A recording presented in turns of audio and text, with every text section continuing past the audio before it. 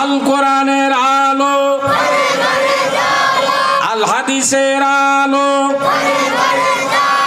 কোরআন আছে যেখানে, কোরআন নাই যেখানে, দুনিয়ার মুসলিম নারে তাকবীর। আলহামদুলিল্লাহ। আশপাশে যারা আছেন ভাইয়েরা সবাই আসেন, বসেন। আমাদের ডাক্তার ভাই এসেছে, আমাদের প্রিয় নেতা এসেছেন, তার মুখে সবই শুনবেন। আমরা শুধু মানুষ জড়ো করার জন্য বইছি, বুঝছেন? তো এখন আমি যেটা বলতেছিলাম, ওয়াকালাল্লাযীনা কাফারু লা তাসমাউ লিহাযাল কুরআনি ওয়ালগাউ ফীহি লাআল্লাকুম তাগলিবুন। কোরআন তো পড়তে দেওয়া হবে না, কোরআন বুঝতেও দেওয়া হবে না। যারা কোরআন বোঝার জন্য, শোনার জন্য আসবে, এই লোকগুলাকেও তাড়িয়ে দেওয়ার জন্য তারা অত্যন্ত প্রচেষ্টা করেছে। লাআল্লাকুম তাগলিবুন। সেইগুলো কি দিয়ে করছে? হাতে তালি বাজাইছে, ঢোল ডগর বাজাইছে, যাতে করে কোরআনের কথাগুলো মানুষের কাছে না যায়। একটু পরিবর্তন, কিন্তু ভাবধারাটা সবই এক। আসুন আমরা সকলে মিলিতভাবে আল্লাহর নবীর আদর্শে আদর্শিত হওয়ার জন্য নবী যা করেছে আমরা সেটা করব। রাজি আছেন তো? নবী আন্দোলন করেছে, আমরা আন্দোলন করব। রাজি আছেন?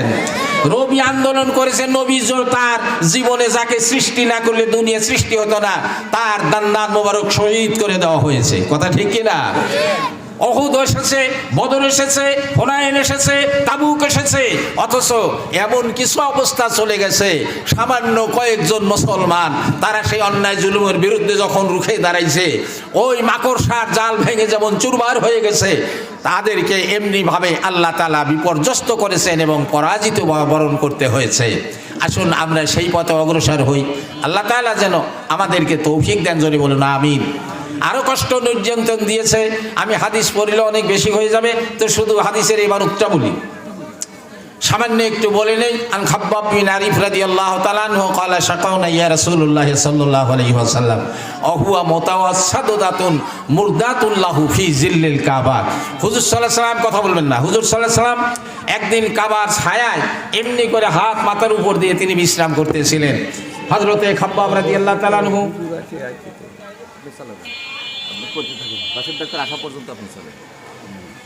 খাব্বাব রাদিয়াল্লাহু তাআলা আনহু ওনাকে দেখে গেল। আল্লাহর রাসূল যখন বসে আছে বললেন, খাব্বাব এত তাড়াহুড়ো করছো কেন?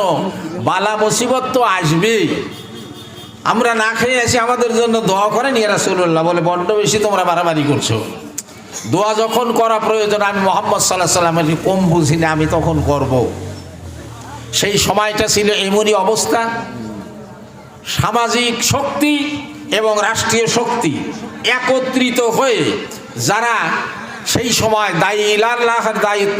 দায়ী পালন করেছে, যারা আল্লাহর দ্বীন জমিনে প্রতিষ্ঠার জন্য কাজ করেছে, তাদেরকে বেছে বেছে বাড়ি বাড়ি থেকে ধরে আনা হতো।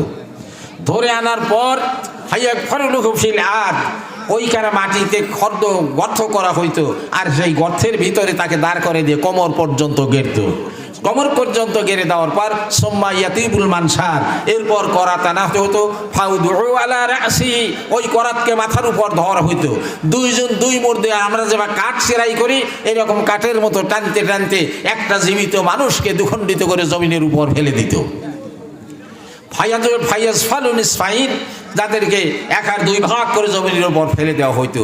এমন নির্যাতন তো আজ নতুন না, এটা তো আগেও এসেছে, এরপরেও এসেছে, শেষেও এসেছে, এখনো আসবে, কিয়ামত পর্যন্ত আসবে। এই বিপদ মুসিবতকে উপেক্ষা করে একমাত্র আল্লাহর ভয় যদি আমার আপনার ভিতরে থাকে, মুসলমানের শেষ চ্যাপ্টারটা আমি বলে নেই, আল্লাহর ভয় যদি আমাদের ভিতরে আসে, আর কারো ভয় যদি আমরা না করি, একমাত্র ভয় করবো আমরা আল্লাহর। জোরে বলেন কার? একমাত্র ভয় করব আমরা আল্লাহর। আল্লাহর ভয়ে অন্যায় জুলুমকে উপেক্ষা করে ময়দানে আমাদেরকে ফিরতে হবে, ময়দানে আমাদেরকে এগুতে হবে, এবং সাহাব আজমাইনদের মতো আমাকে আপনাকে কাজ করতে হবে। হযরত খোবাইবকে ধরে নেওয়া হলো, খুব লক্ষ্য করে শুনবেন। ধরে নেওয়ার পর তাকে গাছের সঙ্গে লটকানো হলো। গাছের সঙ্গে লটকায়ে দূর থেকে তীর মেরে তাকে দুনিয়া থেকে বিদায় করে দেবে। হযরত খোবাইবের একখানা হাত যখন কাটলো, আল্লাহর নবী সাহাবী হযরতে খোবাইব হাত কাটার কারণে রক্ত টস করে পড়তেছে, ছিটকে পড়তেছে, উনি তা দেখে হাসতেছে। কাফেররা এসে ডাক দিয়ে বলে, আরে তোমাকে আমি মারলাম, এত কষ্ট দিলাম, আর তুমি হাসতেছো, কারণটা কি? বলে, আপনারা যত তাড়াতাড়ি মেরে ফেলবেন জান্নাত তত তাড়াতাড়ি আমার দিকে এগিয়ে আসতেছে। সুবহানাল্লাহ কবেন না? আপনারা যত তাড়াতাড়ি মারবেন তত তাড়াতাড়ি জান্নাত আমার দিকে এগিয়ে আসতেছে। আমি দেখতে পাচ্ছি বেহেশতের হুরিনুরিরা আমাকে রিসিপশন দেওয়ার জন্য জান্নাতের বেহেশতের হুরিনুরিরা আমার দিকে এগিয়ে আসতেছে। ভাই তাড়াতাড়ি আমাকে শেষ করুন। এরপর আর এক হাত কাটা হয়েছে, তার 2 পা কাটা হয়েছে।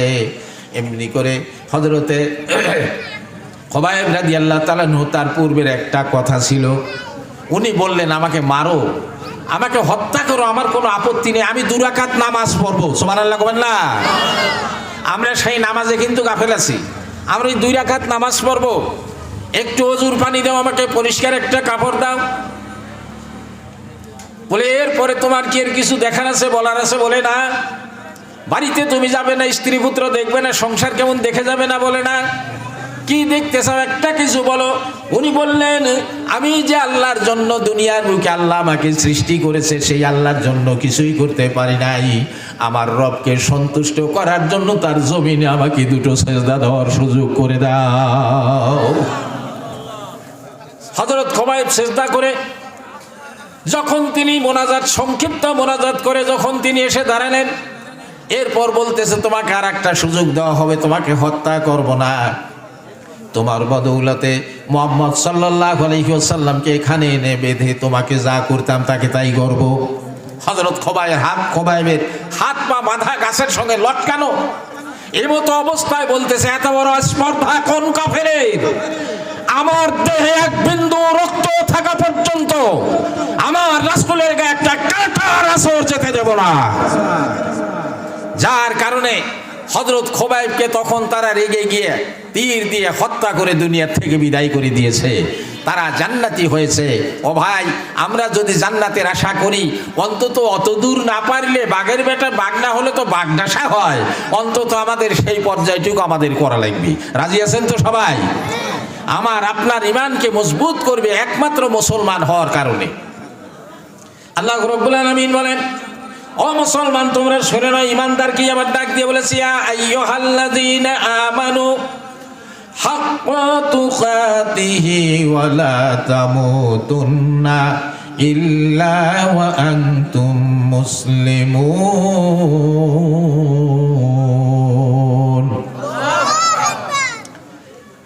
ইয়া আইয়ুহাল্লাযীনা আমানু, হে আমার ঈমানদার বান্দারা, হাক্কা তুকাতিহি ওয়ালা তামুতুন্না ইল্লা আনতুম মুসলিমুন, তোমরা মরো না অতক্ষণ পর্যন্ত, তোমরা মরো না যতক্ষণ পর্যন্ত তোমরা পূর্ণ মুসলমান না হইতে পারো, অতক্ষণ তোমরা মরো না, আর অতক্ষণ তোমরা কবরেও আইসো না। কবরে আসার আগে নবী তাগিদ করেছেন। আল্লাহ রাব্বুল আলামিনের এই কথাটা তুলে ধরেছেন, কবরে যাওয়ার আগে তোমরা পূর্ণ মুসলমান হও। মুসলমান শুধু 1 আনা 2 আনা না, 4 আনা 5 আনা না, 10 আনা 12 আনা না, 15 আনা না, 15.5 আনা, 16 আনা মুসলমান হয়ে যেই ব্যক্তি দুনিয়া থেকে বিদায় নেওয়ার টাইম এসে যাবে, মালাকুল মাউত আজরাইল এসে ওই ব্যক্তিকে সালাম দিবে, আল্লাহ রাব্বুল আলামিন আপনাকে নেওয়ার জন্য আমাকে পাঠিয়েছে। সালাম দিয়ে দাঁড়াবে। আমার সোনার আব্বাজান ভাইজানেরা, এই জন্য আসুন আমরা সকলে নামাজি হই, ইসলাম বুঝি। ইসলামটা কি আসলে? ইসলামটা মানুষের জন্য পূর্ণাঙ্গ জীবন ব্যবস্থা। ইসলাম মানুষের জন্য চলাফেরা, ওঠা বসা, খাওয়া দাওয়া, ইবাদত, নামাজ, রোজা যা কিছু আছে সব কিছুর চাইতে বড় প্রাধান্য দিয়েছে আল্লাহ রাসূল, প্রাধান্য দিয়েছে ইসলামী জিহাদকে। জিহাদে যখন ডাক দিয়েছে, সাহাবীরা চলে গেছে, নিজের জীবন দিয়েছে, নিজের জানমাল দিয়েছে। এমন কি এক যুদ্ধে যাওয়ার টাইমে আমি দেখতে পেলাম, এক যুদ্ধে যাওয়ার টাইমে হুজুর সাল্লাল্লাহু আলাইহি ওয়াসাল্লাম সাহাবীদেরকে নিয়ে সামনে বসেছে। বসার পর আল্লাহর রাসূল ডাক দিয়ে বলতেছে যে, দেখো আজকে তোমাদেরকে ডেকেছি একটাই কারণে, কাফের মুশরিকের লড়াই হবে, কাফের মুশরিকের লড়াই হবে। আমরা সেই কাফেরদের মোকাবেলা করার জন্য তোমাদেরকে ডেকেছি। এই যুদ্ধে যারা মারা যাবে, যারা জীবন দিবে, আল্লাহ তাআলা তাদের করবে হক বেশক আল্লাহ তাআলা তাকে জান্নাত দেবে। জোরে কোন সুবহানাল্লাহ। সাহাবীরা উঠে মিকদাদ রাদিয়াল্লাহু তাআলা আনহু যুবক সাহাবী উঠে দাঁড়ায় গেলেন, ইয়া রাসূলুল্লাহ সাল্লাল্লাহু আলাইহি ওয়াসাল্লাম, তাহলে আমরা যদি এই যুদ্ধে যাই, শহীদ যদি হয়ে যাই, আল্লাহ অবশ্যই জান্নাত দিবেন? বলে অবশ্যই আল্লাহ জান্নাত দিবেন। জান্নাতুন আরদুহা কাস-সামাওয়াতি ওয়াল আরদ, এই আকাশ এবং জমিনের চাইতে বড় একটা জান্নাত আল্লাহ তোমাদেরকে দান করে দেবে। জোরে বলুন সুবহানাল্লাহ। হযরত উমায়ের একজন সাহাবী, ছোট্ট মানুষ। হযরত উমায়ের নবীকে দেখেন নাই, প্রথম তার কথা শুনলো।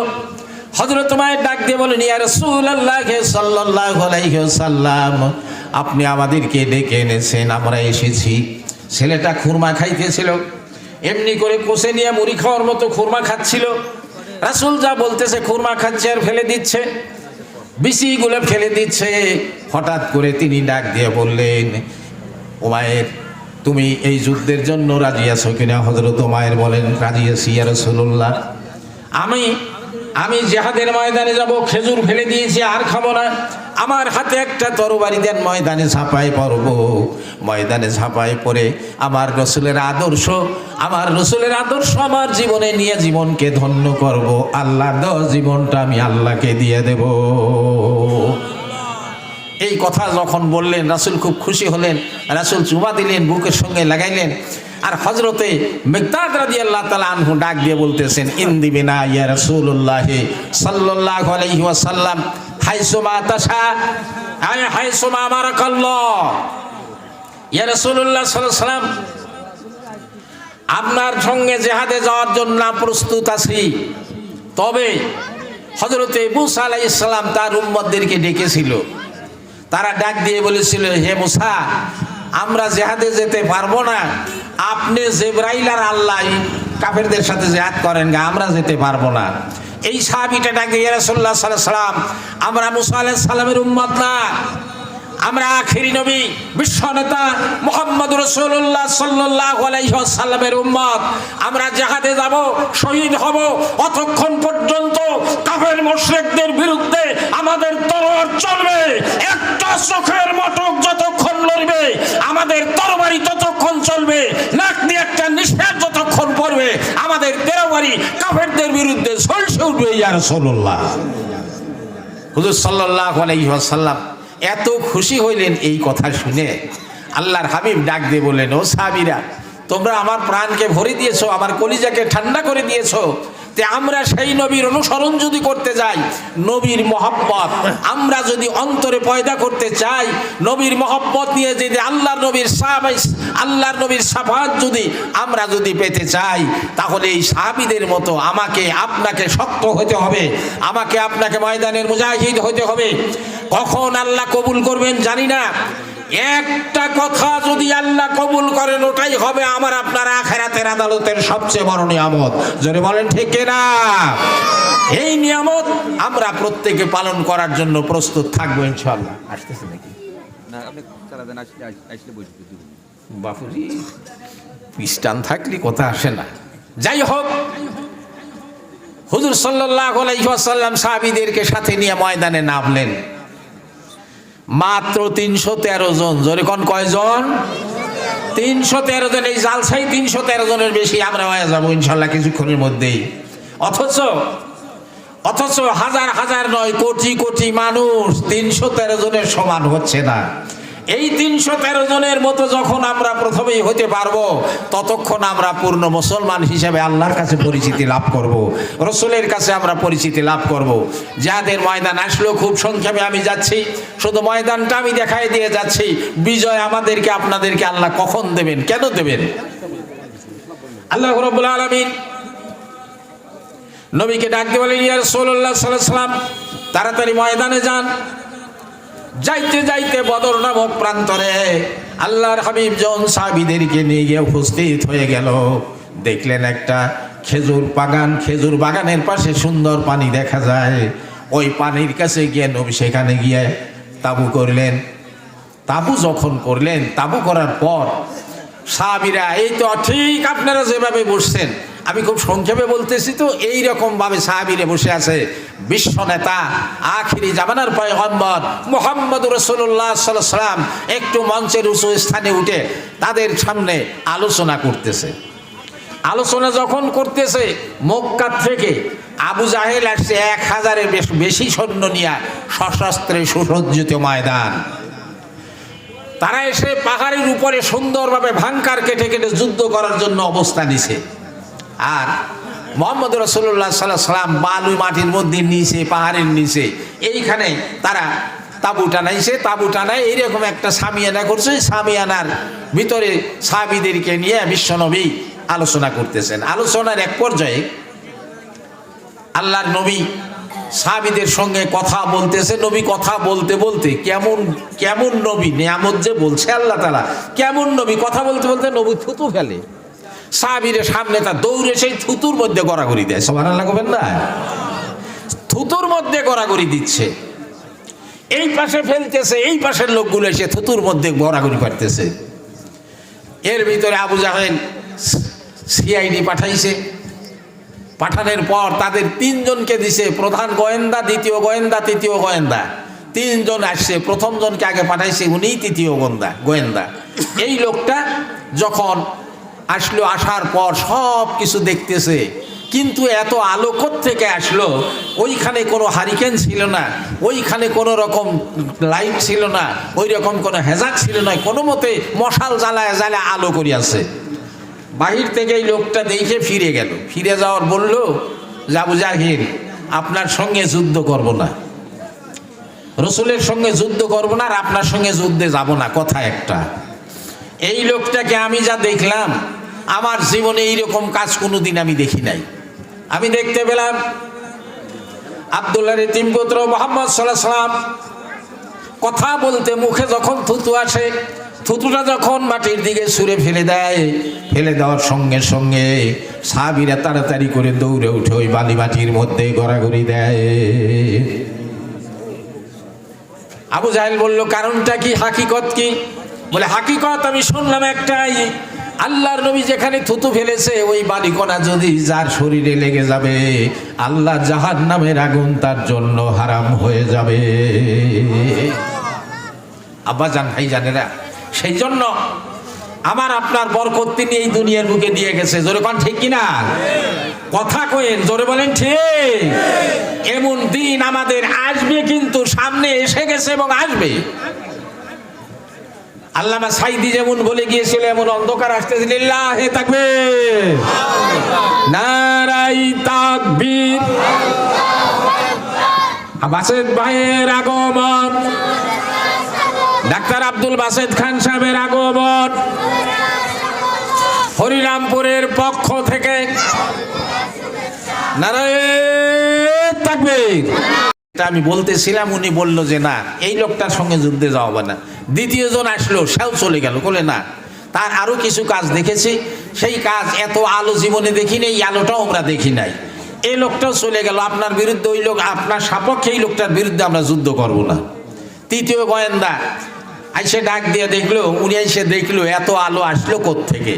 উনি সেই সামিয়ানার চতুর্দিক দিয়ে ঘুরতে ঘুরতে হঠাৎ দেখা গেল পাহাড়ের উপর উঠে যখন তাকায় দেখলো, তাকায় দেখার সময় উনি দেখলো আকাশ ফুরে টর্চ লাইটের মতো আলো এসে বিশ্বনবীর মাথার উপরে এমন ভাবে আলোটা পড়তেছে যে এই আলোকে সম্পূর্ণ তাঁবুটা আলোকিত হয়ে গেছে। এই লোকটা গিয়ে সাক্ষ্য দিল যে যুদ্ধে আমরা যাব না, আপনার বিরুদ্ধে যুদ্ধ করবও না, যদি পারিতে আব্দুল্লাহর এতিম পুত্রের পাশে আমরা দাঁড়াবো। এই কথা যখন বললেন, বলার পর ডাক দিয়ে বলল, আমি যা দেখলাম শেষের জন বলতেছে যেই লোকটা বসে থাকার কারণে আলো নাই, তার ভাঙা ছেঁড়া সমস্ত তাঁবু, আর তার ভিতরে দেখতে পেলাম আকাশ ফুরে কাবার মাবুদ যে আলোটা তাদেরকে ছড়িয়ে দিয়েছে, এই আলোর ভিতরে যারা পড়বে এই লোকগুলো কাল হাসর ময়দানে বিনা হিসাব আল্লাহর জান্নাতে চলে যাবে। জোরে বলেন সুবহানাল্লাহ। আমরা সেই পথের পথিক হয়ে আল্লাহর জমিনের উপরে আল্লাহর দিন প্রতিষ্ঠার লক্ষ্যে শেষ বিন্দু রক্ত থাকা পর্যন্ত আমরা বদ্ধপরিকর থাকবো, ঠিক কিনা? কারা কারা একটু হাত তুলে আমার ভাইকে দেখান, কারা কারা আল্লাহকে দেখান। নারে তাকবীর।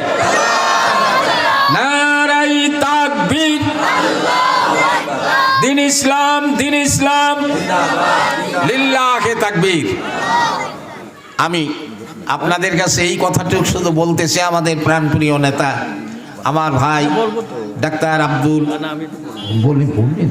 ডাক্তার আব্দুল বাসেত খান এসেছেন আপনাদের সঙ্গে সাক্ষাৎ করার জন্য। আপনারা তার কথাগুলো ভালো করে শুনবেন, শোনার পর আপনারা নিজেরা মনে মনে যেই কথাগুলো জমা করে নিয়ে যাবেন, এই জমা করা কথাটা যেন আল্লাহ যেন আপনাদের সকলকে মনে রাখেন, আল্লাহ যেন সেই কথা অনুযায়ী কাজ করার তৌফিক দেন। আমিন আমিন। ওয়া আখির দাওয়ানা আলহামদুলিল্লাহি রাব্বিল আলামিন।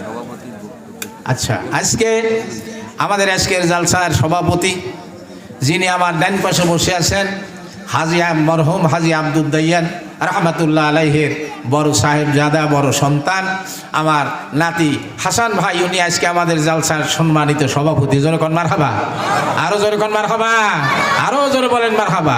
আলহামদুলিল্লাহ। আমাদের সভাপতি সাহেব কিছু কথা বলবে আপনাদের কাছে, একটু শোনেন। আসসালামু আলাইকুম।